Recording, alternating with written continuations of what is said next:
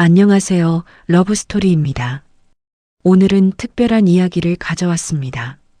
1993년 2월 토요일 오후 소개팅에서 시작해 33년이 지난 지금까지 변함없이 사랑하며 살아가는 두 사람의 이야기입니다. 익명으로 보내주신 사연이라 개인정보는 모두 보호됩니다. 그럼 시작하겠습니다.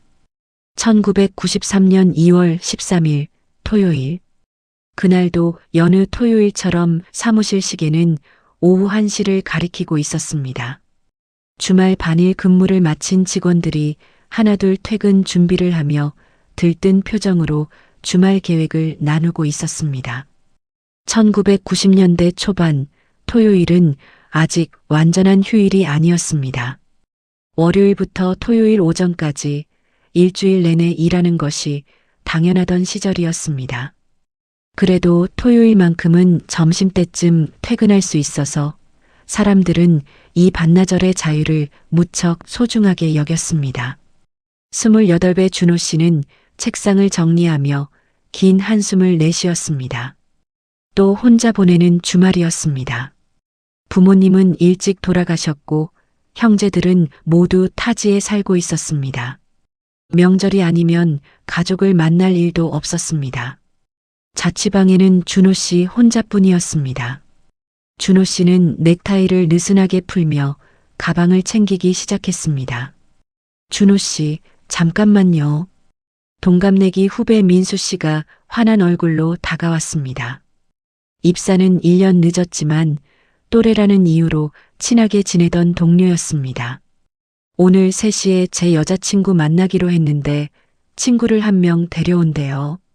오늘 특별한 약속 없으시면 같이 가실래요?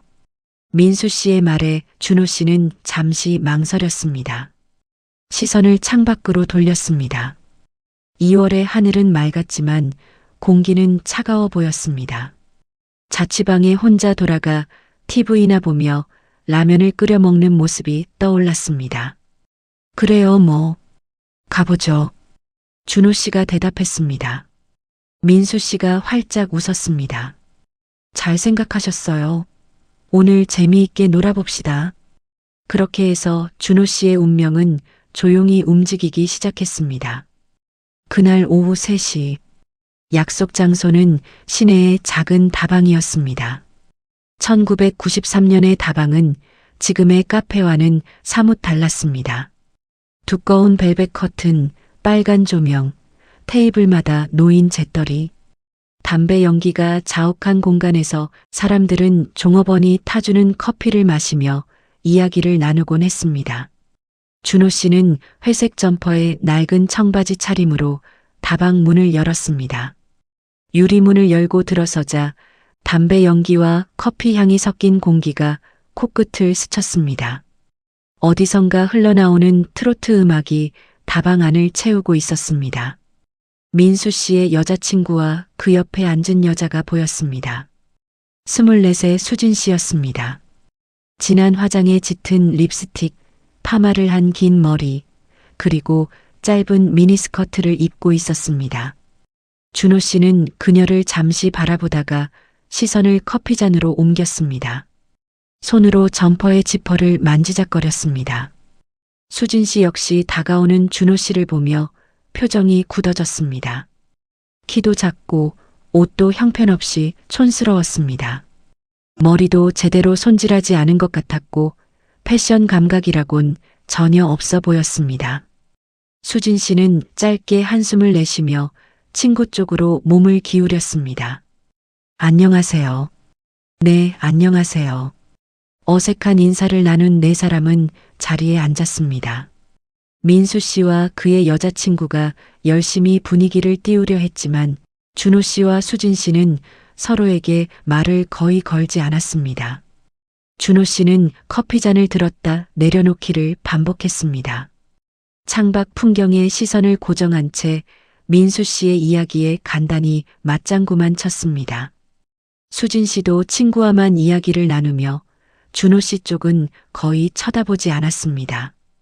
1시간쯤 어색한 대화를 나누던 민수 씨가 제안했습니다. 우리 아직 저녁 식사를 하려면 시간이 많이 남았는데 근처에 유명한 절이 있어요. 올라가는 길이 경치가 엄청 좋은데 갈까요? 날씨도 괜찮은데. 민수 씨의 여자친구가 맞장구를 쳤습니다. 그래, 그게 좋겠다. 안 그래도 좀 답답했는데. 준호 씨와 수진 씨는 고개를 끄덕였습니다. 2월의 늦은 오후 햇살이 산길을 따스하게 비추고 있었습니다. 겨울이 끝나가고 봄이 다가오는 계절의 경계였습니다. 공기는 아직 차가웠지만 햇살은 제법 따스했습니다. 네 사람은 절로 향하는 돌계단을 천천히 올라갔습니다. 여자 둘이 앞서 걸어가고 남자 둘이 뒤따라 걸었습니다. 준호 씨는 건성으로 민수 씨의 이야기를 듣고 있었습니다. 아, 근데 준호 씨, 수진 씨 어때요? 민수 씨가 작은 목소리로 물었습니다. 뭐.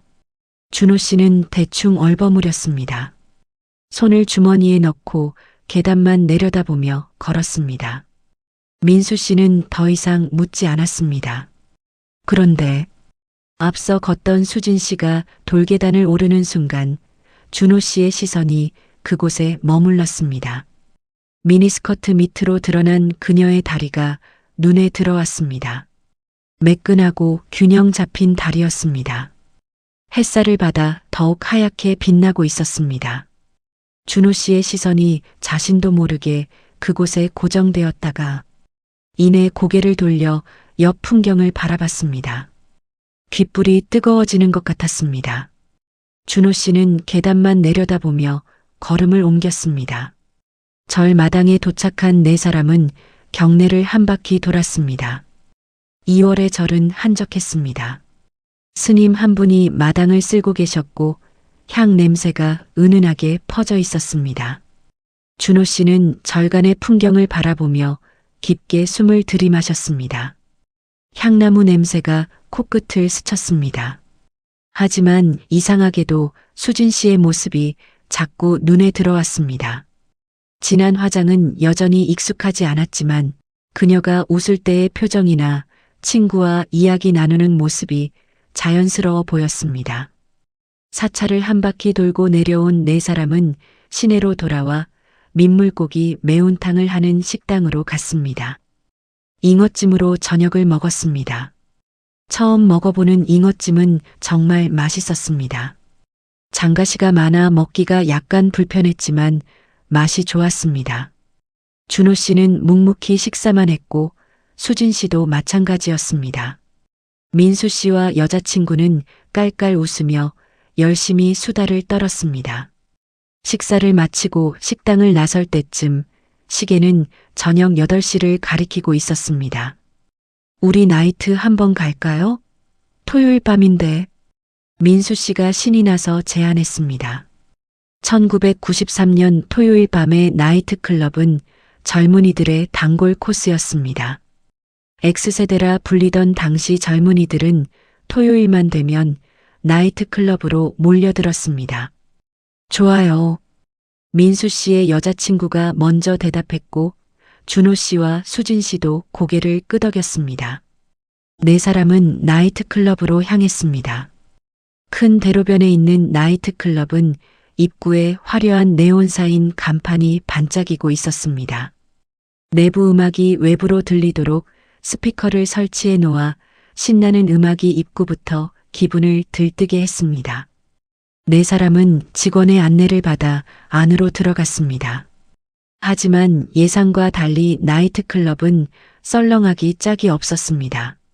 아직 이른 시간이라서 그런지 손님이 네 사람 외에는 없었습니다. 텅 빈 플로어에 음악만 크게 울려 퍼졌습니다. 조명은 화려하게 돌아가고 있었지만 사람이 없으니 분위기가 살지 않았습니다. 네 사람은 어색하게 테이블에 앉았습니다. 차라리 나갈까요? 사람도 없고. 민수 씨의 여자친구가 제안했습니다. 자리에서 일어서는 네 사람을 보고 웨이터가 급히 다가왔습니다. 조금만 있으면 사람들이 많이 오니 서비스 드릴 테니까 먼저 놀고 계시죠. 좀 이따가 올게요. 네 사람은 나이트클럽을 나왔습니다. 아무도 없는 어색한 분위기가 싫었던 겁니다. 밖으로 나오니 밤바람이 차갑게 불어왔습니다. 준호 씨는 점퍼 지퍼를 목까지 올렸습니다. 그럼 뭐하지? 벌써 집에 가기엔 이른데. 민수 씨가 고개를 갸웃거렸습니다. 차라리 노래방 갈까요? 민수 씨의 여자친구가 또 제안했습니다. 노래방? 좋지. 민수 씨가 맞장구를 쳤습니다. 1993년 노래방은 이미 대중화된 놀이문화였습니다. 몇 년 전만 해도 생소했던 노래방이 이제는 곳곳에 생겨나 젊은이들의 사랑을 받고 있었습니다. 네 사람은 근처 노래방으로 향했습니다. 좁은 노래방 룸에 들어가 앉자 민수 씨가 먼저 리모컨을 잡았습니다. 제가 먼저 한 곡 하겠습니다. 민수 씨는 당시 유행하던 댄스곡을 골랐습니다. 서태지와 아이들의 노래였습니다. 열심히 노래를 부르는 민수 씨를 보며 모두 박수를 쳤습니다. 다음은 민수 씨의 여자친구 차례였습니다. 그녀는 발라드 곡을 선택했습니다. 한두 곡이 지나고 수진 씨가 마이크를 잡았습니다. 그녀는 당시 인기 있던 여자 가수의 노래를 불렀습니다. 목소리는 나쁘지 않았지만 특별히 뛰어나지도 않았습니다. 박수와 함께 수진 씨의 노래가 끝났습니다. 자, 이제 준호 씨 차례네요. 민수 씨가 리모컨을 준호 씨에게 건넸습니다. 준호 씨는 잠시 망설이다가 리모컨을 받았습니다. 자신이 좋아하는 곡인 홍민의 결혼기념일의 노래를 선택했습니다. 굵은 저음이 매력적인 노래였습니다.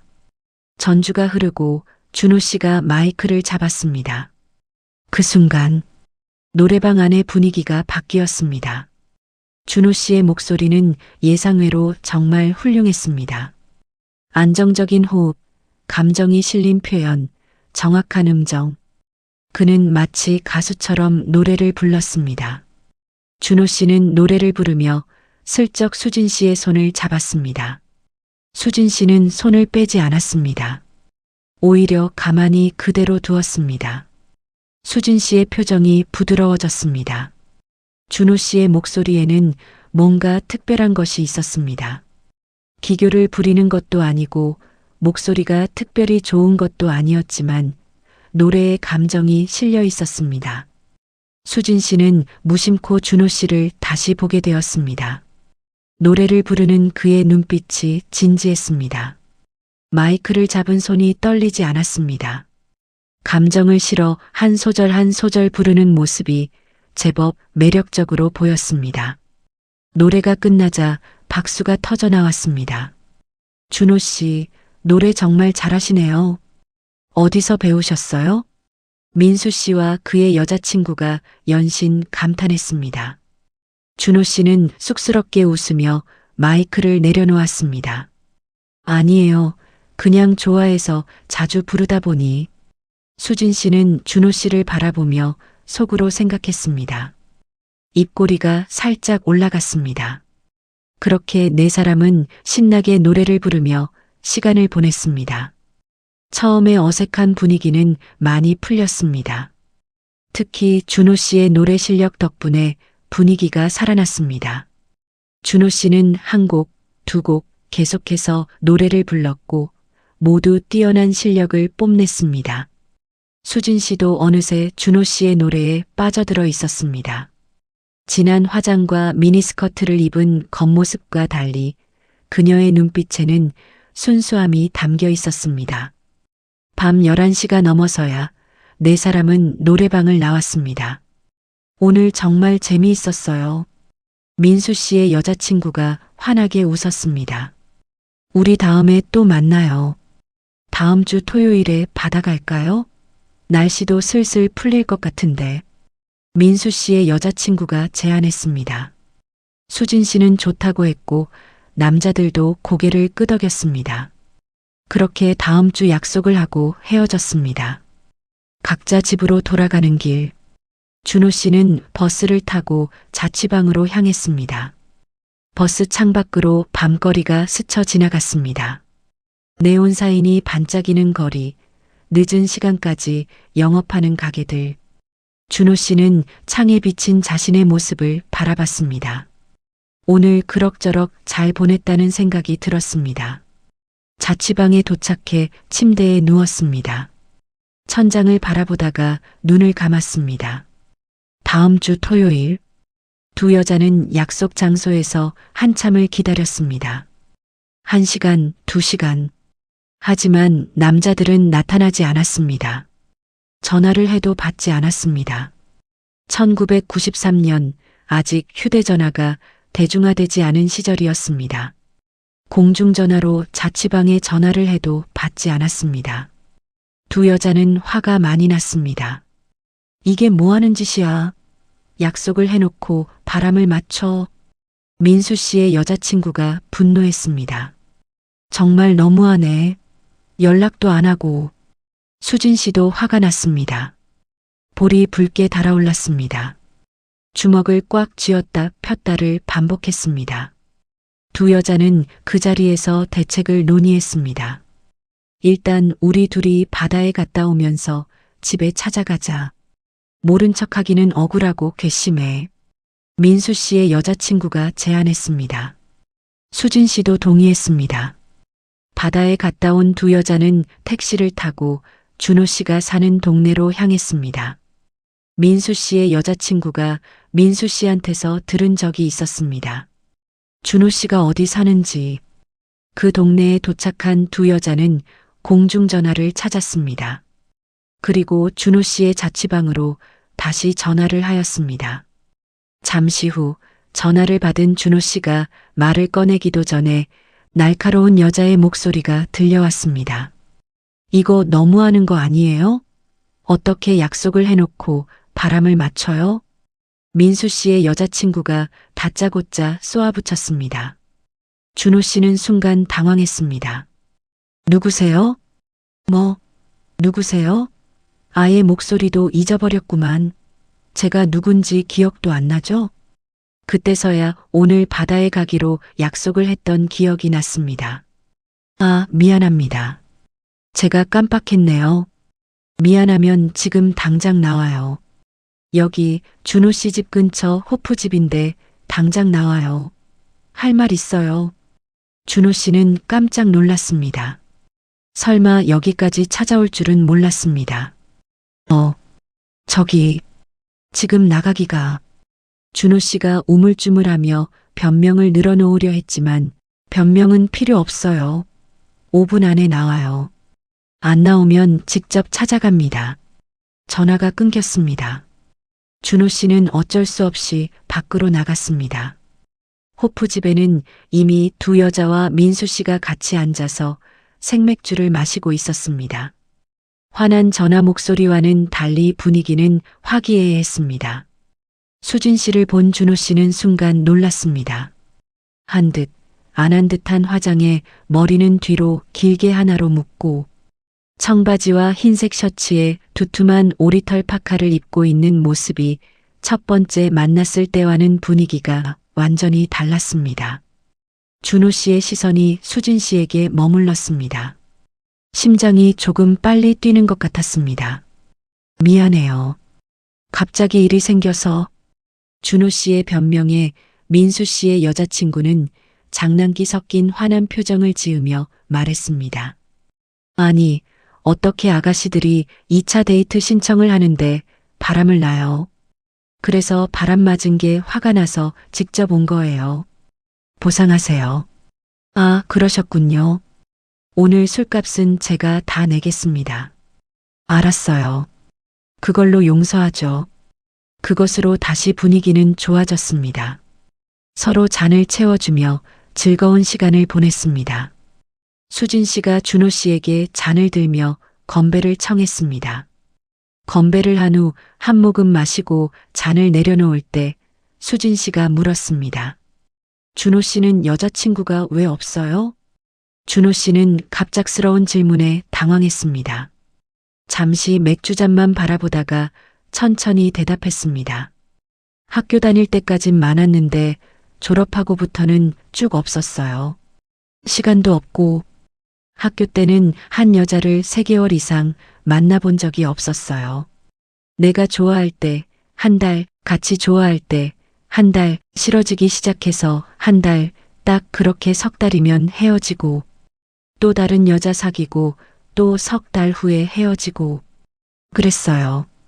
그 말을 들은 수진 씨는 살짝 웃으며 말했습니다. 은근히 바람둥이셨구나. 신이 난 준호 씨는 말을 이었습니다. 저 학교 다닐 때 여학생들에게 꽤 인기 있었어요. 지금은 이렇지만 수진 씨는 연한 미소를 띠며 말했습니다. 지금이 어때서요? 준호 씨의 귓불이 조금 붉어졌습니다. 밤 늦게까지 술을 마시며 놀다가 4사람은 헤어졌습니다. 다음에 또 만날 약속은 하지 않았습니다. 다시 한 주가 흘렀습니다. 토요일 1시에 퇴근한 준호 씨는 자신의 봉고차를 몰고 수진 씨의 자취집으로 향했습니다. 어떻게 수진 씨의 자취방 위치를 알게 되었는지는 오래돼서 기억나지 않지만 수진 씨 친구 집 앞집이 수진 씨의 자취방이라는 것을 알고 있었습니다. 수진 씨의 자취방 앞에 도착했을 때 대문은 굳게 잠겨 있었습니다. 준호 씨는 봉고차에서 내려 대문을 두드렸습니다. 수진 씨, 계세요? 하지만 아무 대답이 없었습니다. 준호 씨는 대문 앞에서 잠시 서 있다가 봉고차로 돌아왔습니다. 그때 뒷집 문이 열리며 젊은 여자가 나왔습니다. 수진 씨의 친구였습니다. 아, 준호 씨구나. 수진이 찾아요? 수진이 곧 집에 내려간다던데요. 그래서 가방 사러 백화점에 갔어요. 곧 올 거예요. 수진 씨가 여기 생활을 정리하고 본가가 있는 곳으로 돌아갈 거라고 하더라고요. 순간 준호 씨의 가슴이 철렁 내려앉았습니다. 손끝이 차갑게 식었습니다. 입안이 바짝 말랐습니다. 순간 오늘 못 보면 다시는 못 볼 것 같다는 생각이 들었습니다. 준호 씨는 봉고차에 올라 운전석에 앉았습니다. 언제 돌아올지 모르는 수진 씨를 기다리기로 했습니다. 1시간, 2시간. 2월 말의 날씨는 여전히 추웠습니다. 봉고차 안도 점점 차가워졌습니다. 준호 씨는 히터를 틀고 라디오를 들으며 그저 기다렸습니다. 라디오에서는 당시 유행하던 노래들이 흘러나왔습니다. 서태지와 아이들, 김건모, 신승훈. 1993년의 히트곡들이었습니다. 시간이 흘러 어둠이 내렸습니다. 가로등이 하나둘 켜지기 시작했습니다. 준호 씨는 시계를 봤습니다. 벌써 저녁 5시가 넘었습니다. 배도 고팠지만 차에서 내릴 수 없었습니다. 손을 입김으로 녹이며 핸들을 꽉 잡았다 놓았다를 반복했습니다. 저녁 6시가 넘어서야 수진 씨가 돌아왔습니다. 큰 가방을 들고 골목 어귀에 나타난 그녀를 보는 순간 준호 씨는 차에서 뛰어내렸습니다. 수진 씨. 수진 씨는 깜짝 놀라 뒤를 돌아보았습니다. 준호 씨? 여기서 뭐해요? 준호 씨는 헐레벌떡 달려가 수진 씨의 가방을 받아들었습니다. 준호 씨의 얼굴은 추위에 빨갛게 얼어 있었습니다. 몇 시간을 차 안에서 기다렸던 것이 역력했습니다. 수진 씨는 그런 준호 씨를 보며 눈을 크게 떴습니다. 왜 여기 계셨어요? 언제부터 기다리신 거예요? 아, 그냥 찾아왔다가. 준호 씨는 제대로 대답하지 못했습니다. 손에서 하얀 김이 피어올랐습니다. 수진 씨는 준호 씨를 자세히 바라봤습니다.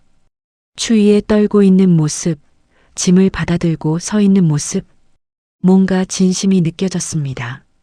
들어가요. 추운데. 수진 씨가 대문을 열었습니다. 준호 씨는 짐을 들고 수진 씨를 따라 자취방으로 들어갔습니다. 좁은 방 안은 깔끔하게 정리되어 있었습니다. 가방을 내려놓은 준호 씨는 한참을 망설였습니다. 심장이 두근거렸습니다. 손끝이 차가웠습니다. 숨을 고르려 했지만 가슴이 너무 빨리 뛰어 숨쉬기가 힘들었습니다.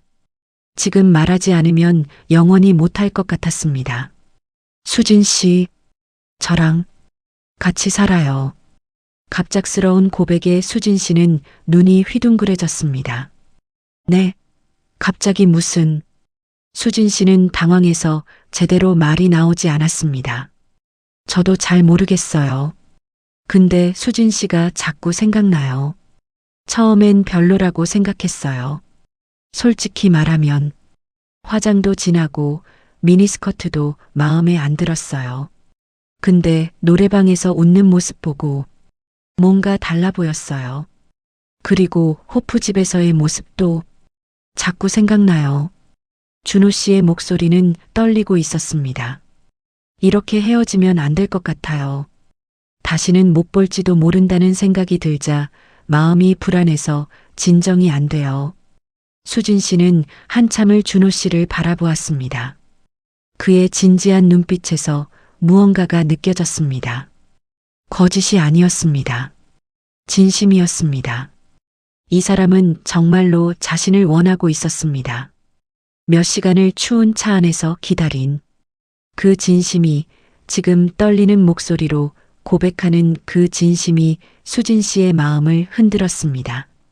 하지만 쉽게 결정할 수 있는 일이 아니었습니다. 몇 번 만나지도 않은 사람과 동거를 한다는 것은 1993년 당시로서는 엄청난 결정이었습니다. 부모님도 평소에 동거는 절대 안 된다고 하셨고 부모님이 아시게 되면 난리가 날 일이었습니다. 수진 씨는 한숨을 내쉬며 조심스럽게 말했습니다. 석 달만 생각해 볼게요. 너무 갑작스러워서 석 달 후에도 마음이 바뀌지 않으면 그때 다시 생각해 볼게요. 준호 씨는 고개를 끄덕였습니다. 네, 알겠어요. 석 달 후에 다시 말할게요. 둘이 같이 저녁을 먹고 이것저것 이야기하며 시간을 보냈습니다. 그리고 전화번호도 받았습니다. 받는 전화는 안 되고 거는 전화만 된다고 했던 말도 사실이 아니었습니다. 그런 전화는 없었습니다. 준호 씨는 그 사실을 이미 알고는 있었지만 수진 씨가 마음을 열었다는 것 자체만으로도 기분이 좋았습니다.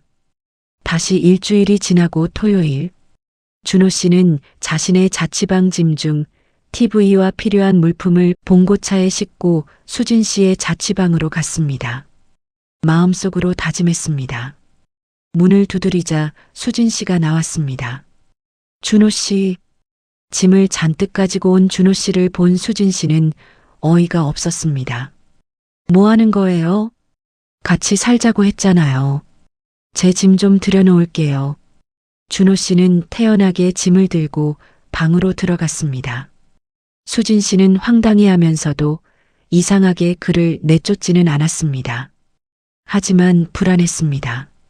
부모님이 알면 큰일인데 이웃들 눈도 신경 쓰였습니다. 뒷집 친구는 뭐라고 생각할까? 집주인 아주머니가 알면 어떡하지? 하지만 이상했습니다. 뭔가 미운 것 같으면서도 밉지 않았습니다. 이렇게까지 하는 남자는 처음이었습니다. 당돌하면서도 진심이 느껴졌습니다. 정말 이러시면 안 되는데 부모님이 알면 어떡해요? 수진 씨가 반쯤 포기한 목소리로 말했습니다. 일단 들여놓고 얘기해요. 짐이 무거워요. 준호 씨는 계속해서 짐을 들여놓았습니다. 28인치 TV를 방 안에 들여놓자 방 안이 꽉 찼습니다. 당시 브라운관 TV 중 제일 큰 게 28인치였습니다. 당시 브라운관 TV 중 제일 큰 게 28인치였습니다. 가뜩이나 좁은 방이 더 좁아졌습니다. 정말 어떡하자는 거예요? 수진 씨는 한숨을 쉬었지만 표정은 그리 나빠 보이지 않았습니다. 오히려 입꼬리가 살짝 올라가 있었습니다. 그렇게 시작된 동거 생활. 준호 씨는 회사에서 퇴근하면 수진 씨의 자취방으로 왔습니다. 함께 저녁을 먹고 TV를 보고 이야기를 나누었습니다. 처음엔 어색했지만 시간이 지나면서 둘은 점점 가까워졌습니다. 수진 씨는 준호 씨의 다른 면들을 알게 되었습니다. 성실하고 다정하고 책임감 있는 사람이었습니다. 준호 씨 역시 수진 씨의 진짜 모습을 알게 되었습니다. 밝고 솔직하고 따뜻한 사람이었습니다. 그러던 어느 날 저녁, 3월 중순쯤이었습니다. 수진 씨의 자취방에 수진 씨의 친구가 놀러 왔습니다. 친구는 방 안에 준호 씨가 있고 TV와 옷걸이에 남자 옷이 걸려 있는 것을 보고 흠칫 놀랐지만 이내 방 안으로 들어왔습니다. 셋이서 같이 맥주를 마시며 이야기하고 놀다가 화투놀이를 했습니다. 고스톱이었습니다. 1990년대 일반 가정의 흔한 놀이 문화였습니다. 세 사람은 화투놀이를 즐겁게 하고 있었습니다. 그러던 중 준호 씨의 시선이 수진 씨에게 고정되었습니다. 그녀는 안경을 쓰고 있었습니다. 평소에는 잘 쓰지 않던 안경이었습니다. 렌즈가 불편해서 집에서만 가끔 안경을 쓴다고 했었습니다. 그리고 푸른색 원피스를 입고 있었습니다. 나풀거리는 긴 원피스, 화투패를 들고 어설프게 고민하는 모습이 눈에 들어왔습니다. 준호 씨의 심장이 빨리 뛰기 시작했습니다. 처음 만났을 때의 진한 화장과 미니스커트 차림과는 전혀 달랐습니다. 안경을 쓴 수진 씨는 훨씬 수수하고 청순해 보였습니다. 진한 화장 없이 맨 얼굴에 가까운 모습, 그것이 진짜 수진 씨였습니다. 준호 씨와 수진 씨의 친구가 설명을 해줘도 자꾸 실수하며 웃는 그녀. 아이고, 수진아, 넌 정말 화투에 소질이 없다. 친구가 웃으며 말했습니다. 에이, 나 이거 처음 해보는 거잖아. 수진 씨가 볼멘 소리를 했습니다. 준호 씨의 가슴 속에서 무언가가 뜨겁게 타올랐습니다. 숨을 쉴 때마다 가슴이 따뜻해지는 것 같았습니다. 안경 너머로 화투패를 들여다보며 고개를 갸웃거리는 수진 씨. 푸른색 원피스 자락이 살랑거리는 모습. 친구와 웃으며 떠드는 밝은 표정. 그 모든 것이 사랑스러웠습니다. 이것이 진짜 수진 씨였습니다. 진한 화장과 미니스커트는 겉모습일 뿐, 진짜 수진 씨는 이렇게 수수하고 순수한 사람이었습니다.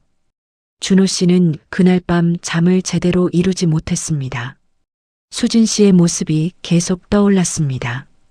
안경을 쓰고 화투패를 들여다보던 그 모습, 푸른 원피스를 입고 웃던 그 표정, 눈을 감아도 자꾸 생각났습니다.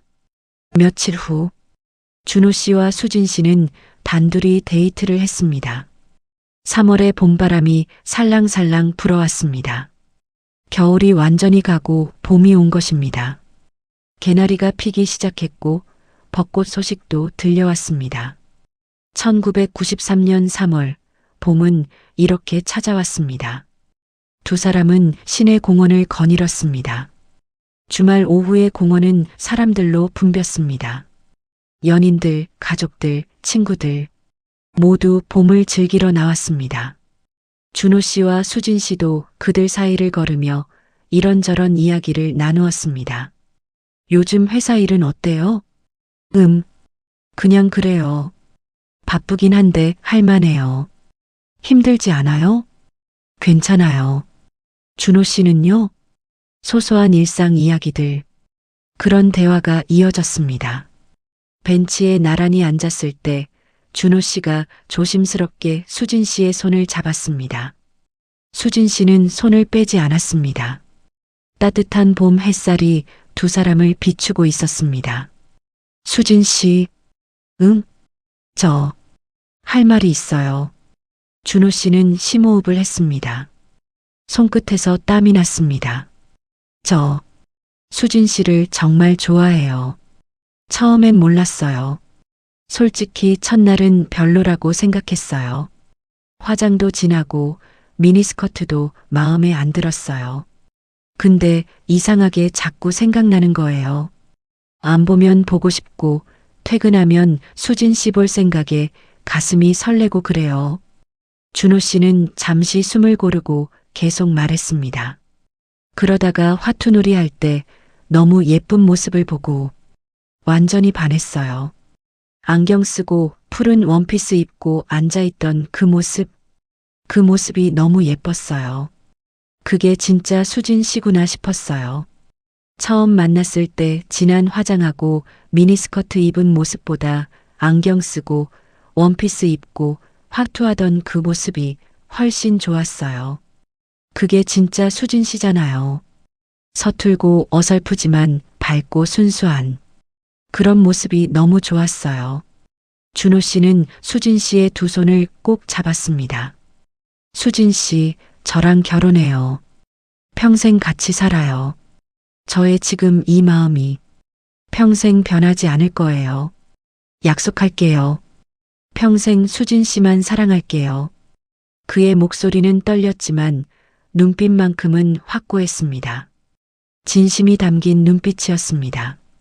수진 씨는 한참을 준호 씨를 바라보았습니다. 처음 만났을 때 별로라고 생각했던 그 남자. 키도 작고 옷도 못 입는다고 생각했던 그 남자.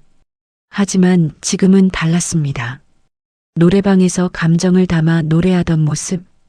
봉고차를 끌고 와서 몇 시간이나 자기를 기다렸던 그 진심. 거절했는데도 짐을 싸서 들어온 그 당돌함. 매일 퇴근하면 달려와 함께 저녁을 먹고 이야기를 나누던 그 성실함. 화투하는 자기를 바라보던 그 따뜻한 눈빛. 그 모든 것이 수진 씨의 마음을 움직였습니다. 좋아요.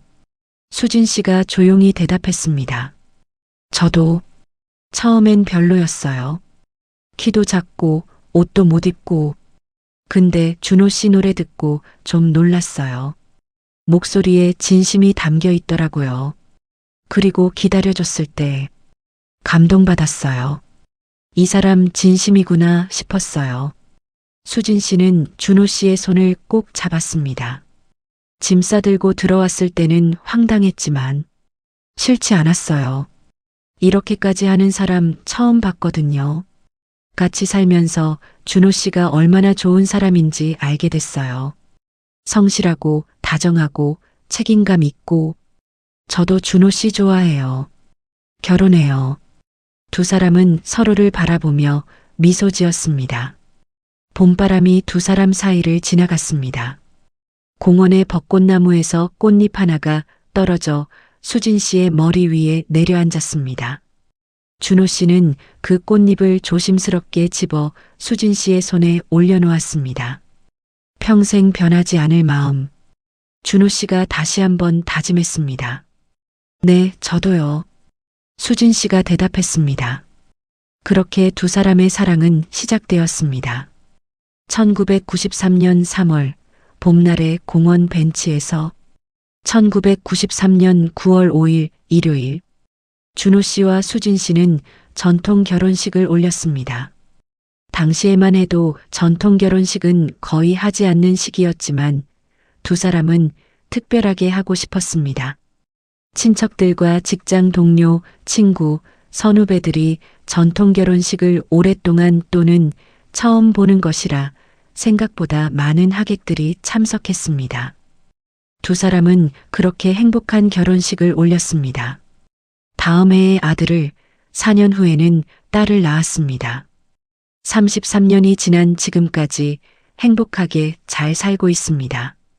2026년 어느 토요일 오후 준호 씨와 수진 씨는 집 근처 공원을 산책하고 있습니다. 토요일 오후 33년 전 두 사람이 처음 만난 그 시간입니다. 여보, 우리 처음 만났을 때 생각나? 준호 씨가 묻습니다. 그럼요. 당신 그때 옷 진짜 못 입었잖아요.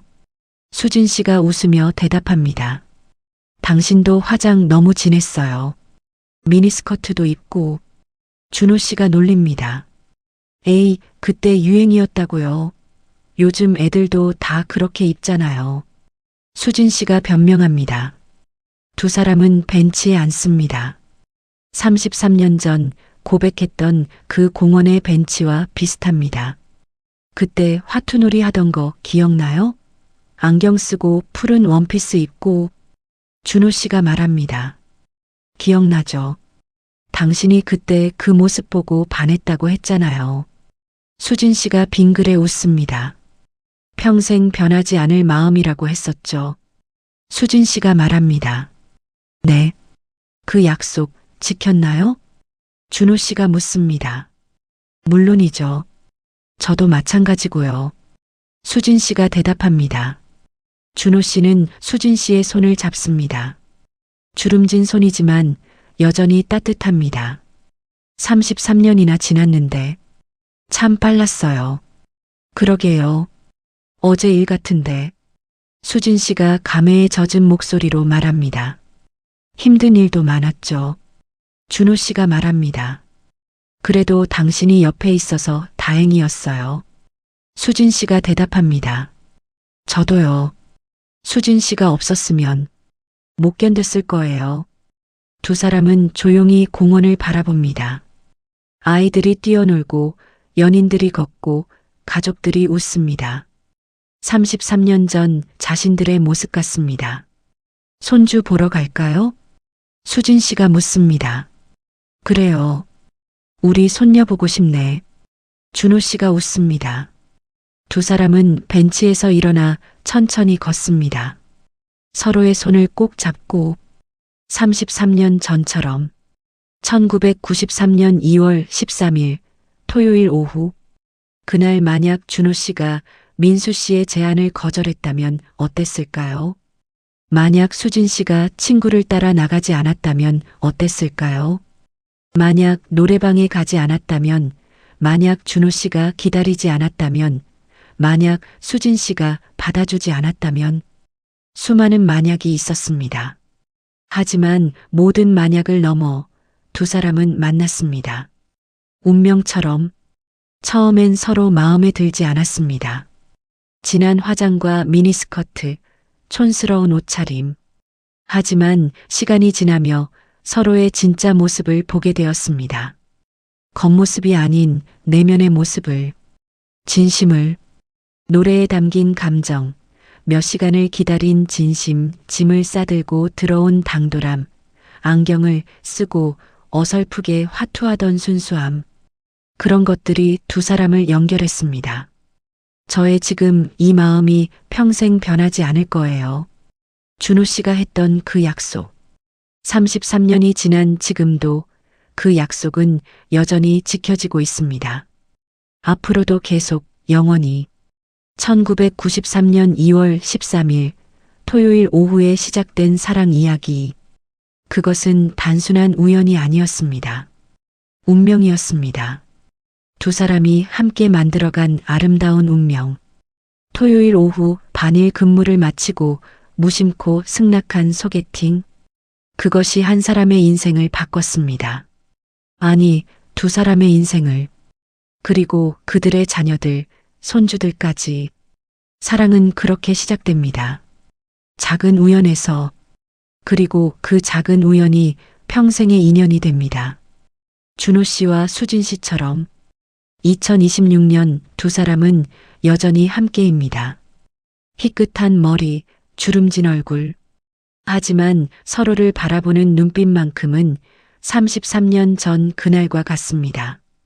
사랑으로 가득한 눈빛, 평생 변하지 않을 마음. 그것은 약속이 아니라 현실이 되었습니다. 여기까지가 오늘의 사랑 이야기였습니다. 1993년 토요일 오후 소개팅에서 시작해 33년이 지난 지금까지 변함없이 함께하는 두 사람. 여러분도 이런 경험 있으시죠? 처음엔 별로였는데 시간이 지나면서 진짜 모습을 발견하게 되는 그런 경험. 여러분의 첫사랑, 운명 같은 사랑 이야기도 기다리고 있습니다. 댓글이나 이메일로 보내주세요. 익명으로 진행되니 걱정 마시고요. 그럼 다음 영상에서 뵙겠습니다. 구독과 좋아요, 알림 설정 부탁드립니다. 감사합니다.